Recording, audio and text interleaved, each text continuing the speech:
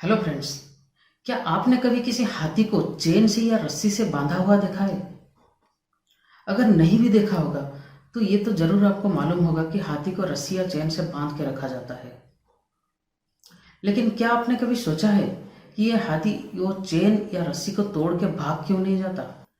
शायद वो बहुत वफादार होगा। लेकिन सोचिए, अगर वो वफादार होता तो बांध के रखने की जरूरत क्या होती? तो इसका कारण क्या हो सकता है? या तो हाथी कभी भी इसको तोड़ने की कोशिश नहीं किया होगा, या फिर हाथी को मालूम नहीं होगा कि वो इसको तोड़ सकता है। तो क्या हो सकता है इसका कारण? असल में अगर हम देखेंगे तो ये दोनों यहाँ एप्लीकेबल है। वो कैसे? वो ऐसे, हाथी बड़ा होने के बाद वो कभी कोशिश ही नहीं किया। जो हाथी बड़ा बड़ा पेड़ उखाड़ सकता है, वो क्या छोटी सी रस्सी को तोड़ नहीं सकता या छोटी सी चेन को तोड़ नहीं सकता? तोड़ सकता है, लेकिन वो अभी नहीं तोड़ा है। वो जब छोटा था एक दो बार ट्राई किया था, लेकिन उस वक्त वो रस्सी या चेन उसके लिए बहुत स्ट्रांग था, वो तोड़ नहीं पाया था। और ऐसे एक दो बार करने के बाद उसके दिमाग में बैठ गया कि वो इसको तोड़ ही नहीं सकता, मतलब हाथी कैपेबल नहीं है इसको तोड़ने के लिए। और वो जैसे जैसे बड़ा होता गया उसके दिमाग में वो बैठता गया।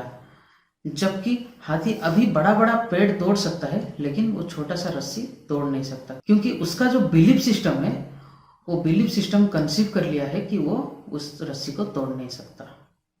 इसलिए फेमस ऑथर नेपोलियन हिल ने उनके किताब में लिखा था, what your mind can conceive and believe it can be achieved. मतलब दिमाग जिसको मानने लगता है वो अचीव करना आसान हो जाता है। दोस्तों, ये मैं क्यों बोल रहा हूँ, आगे हम बात करेंगे इसके बारे में। इससे पहले कि हम आगे बढ़ें, मैं अपना इंट्रोडक्शन दे देता हूँ। मैं हूँ डॉक्टर आशुतोष जना, हेल्थ एंड लाइफ कोच। दोस्तों, इसको समझने के लिए हम एक दूसरा एग्जाम्पल ले लेते हैं। आपको मालूम होगा, तालाब या नदी या समंदर जहाँ भी देखेंगे मछली होते हैं। बड़ी मछली छोटी मछली सब मिलकर रहते हैं, लेकिन कुदरत का जो नियम है वो क्या होता है कि बड़ी मछली छोटी मछली को खा जाते हैं। लेकिन अगर आप एक बड़ी मछली और एक छोटी मछली को एक एक्वेरियम में डाल देंगे और बीच में एक ट्रांसपेरेंट बैरियर डाल देंगे, तो होगा क्या? बड़ी मछली छोटी मछली को खाने के लिए रस करेगा और धड़ाम, मतलब वो जो बैरियर है उसमें टकराएगा और फिर पीछे लौट जाएगा। फिर कुछ देर बाद वो फिर से ट्राई करेगा, फिर से जोर से आएगा और धड़ाम फिर से टकराएगा और वो लौट जाएगा।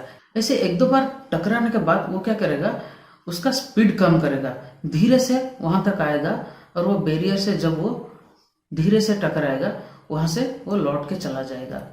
ऐसे कुछ दिन चलने के बाद वो क्या करेगा, दूर से रह के सिर्फ मछली को कुछ दिनों के लिए देखेगा, क्योंकि उसका जो इच्छा है उसको खाने के लिए, वो इच्छा अभी भी उसमें जिंदा है, लेकिन उसको मालूम है वो बैरियर को पार नहीं कर सकता, इसलिए वो दूर से ही देख के अपना मन भर लेगा। फिर जैसे जैसे टाइम बीतता जाएगा उसके दिमाग से ये हट जाएगा कि उसके लिए वो छोटा मछली को खाना नामुमकिन हो गया है।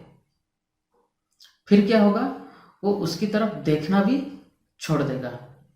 और कुछ दिनों के बाद अगर आप वो बैरियर उठा भी देंगे तो भी वो बड़ा मछली छोटे मछली की तरफ देखेगा भी नहीं, और उस पर जाने की सोचना तो बहुत दूर की बात है। दोस्तों, ये मैं क्यों बता रहा हूं, जरा गौर से सोचिएगा, क्योंकि हमारे असल जिंदगी में हम ये गलतियां करते हैं। हमारे बच्चों को हाथी जैसा बना देते हैं, दो डेडली सेंटेंस हम उनके दिमाग में डाल देते हैं।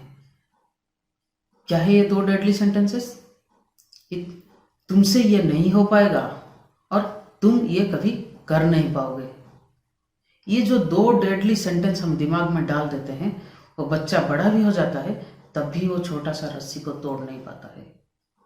तो सोचिए, हम ऐसे क्या बोल देते हैं अपने बच्चों को कि वो हाथी जैसा बन जाते हैं। दोस्तों सोचिए, बीइंग ए पेरेंट, क्या अपने बच्चे को नहीं बोलते कि तू ये बॉटल भर नहीं पाएगा, दे चलो मुझे दे दो, मैं भर लेता हूँ? क्या ऐसे नहीं बोलते कि तू ये बैग को पकड़ नहीं पाएगा, चलो मुझे दे दो, मैं बैग पकड़ लेता हूँ? स्कूल जाते वक्त 90% माँ बच्चे का बैग उठा के लेते हैं। क्यों? क्या बच्चा वो बैग उठाने के लिए सक्षम नहीं है? जब स्कूल के गेट के अंदर जाता है तो बैग कौन लेता है? लेकिन गेट तक उसके पेरेंट्स लेके जाते हैं।